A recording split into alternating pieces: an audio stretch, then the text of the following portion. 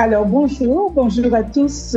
Vous êtes sur Biprod avec Léonide dans l'émission Regard sur le cancer, en compagnie de Kaya Valdi, sexologue, avec laquelle nous nous entretiendrons sur l'accompagnement des patients atteints d'un cancer. Nous aborderons 4 thèmes. Qu'est-ce que c'est la sexualité? La sexualité dans l'épreuve du cancer. Et pour finir, une sexualité préventive. Bonjour, Madame Kaya, comment ça va?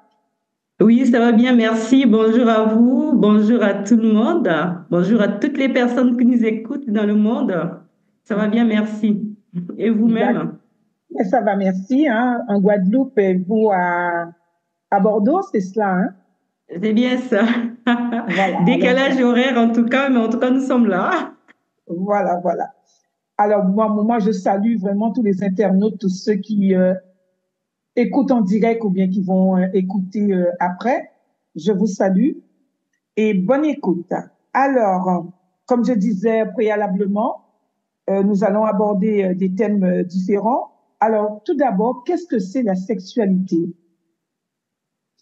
Alors, c'est une très belle question, donc c'est même la base, hein. C'est une question très importante.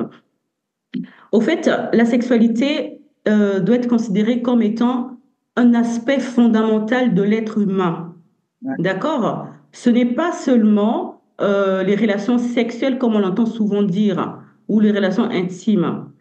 Ça doit être pris dans une certaine globalité. Et donc, pour donner une autre, la définition de la sexualité donc, est assez difficile. Pourquoi? Parce que ça englobe plusieurs dimensions. Donc, je vais pouvoir donner quelques-unes de ces dimensions en faisant opposition à ce que nous connaissons déjà, hein, parce que souvent, on pense que la sexualité, c'est la relation sexuelle. Vous êtes d'accord avec moi? On pense que ça. Tout, tout à fait, Or, tout à la fait. relation sexuelle en tant que telle ou relation intime fait juste allusion à une seule dimension de la sexualité, donc c'est cette dimension biologique.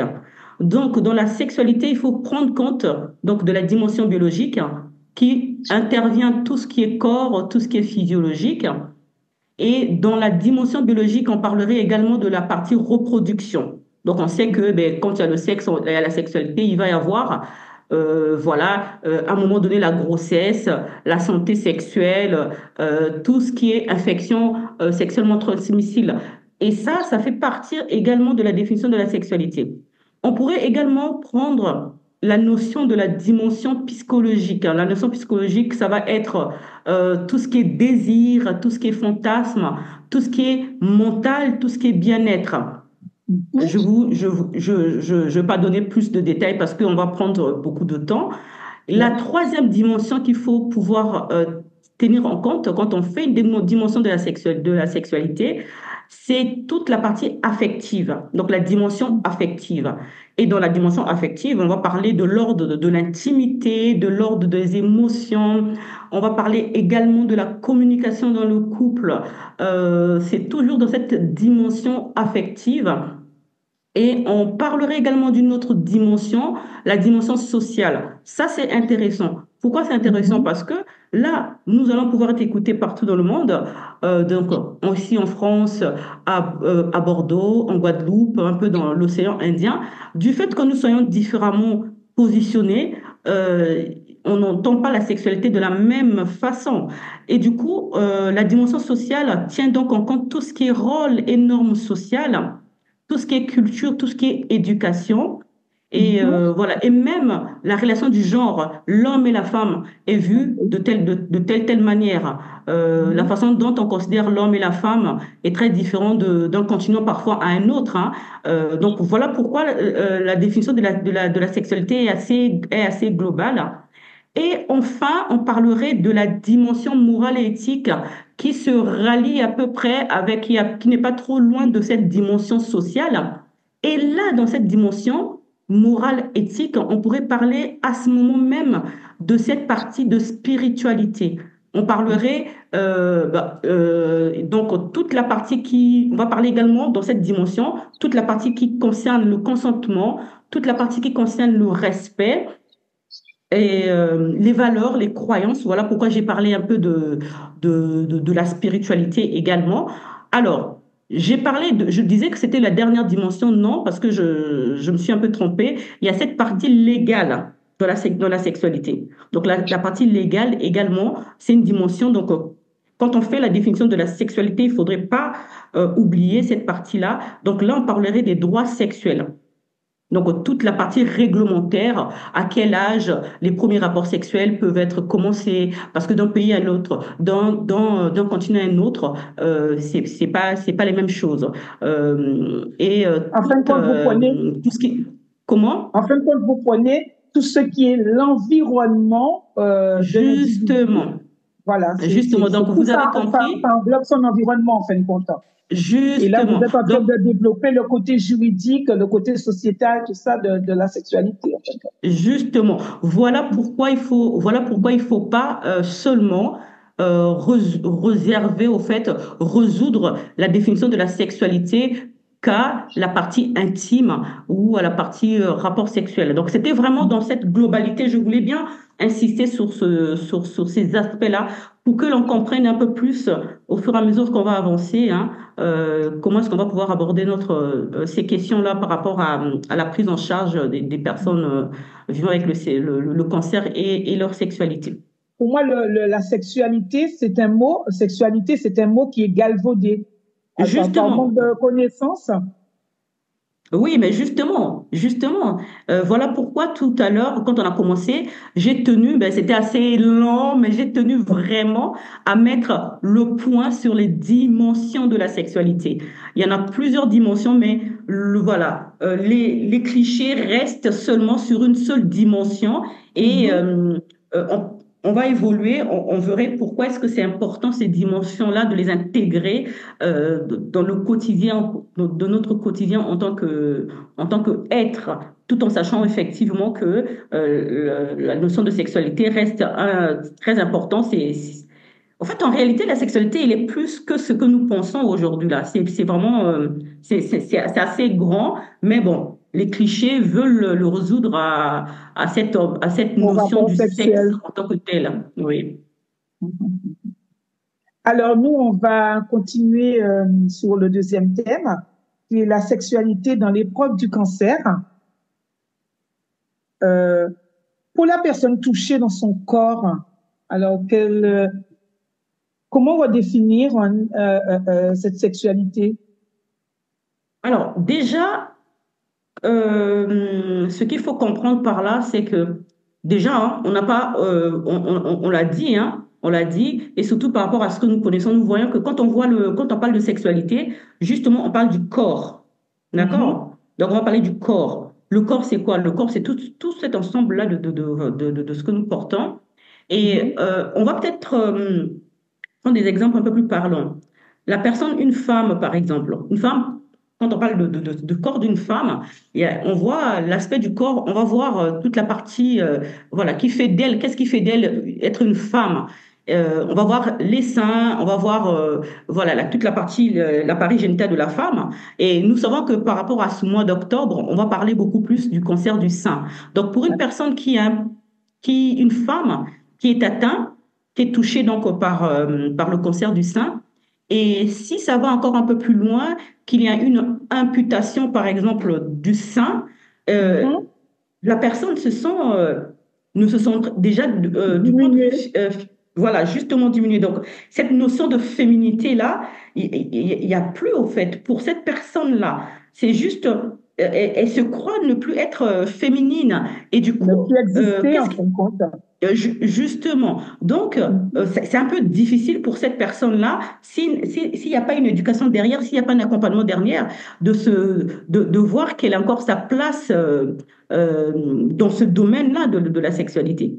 Donc, au niveau de la personne qui est touchée, effectivement, ça va être, c'est un peu plus compliqué. S'il faut encore aller un peu plus, les cancers un peu plus du col de l'utérus, là encore, c'est encore beaucoup plus profond parce que parler de la sexualité, alors que j'ai eu un cancer de col de l'utérus, il y a toute cette difficulté, toute cette notion psychologique qui revient.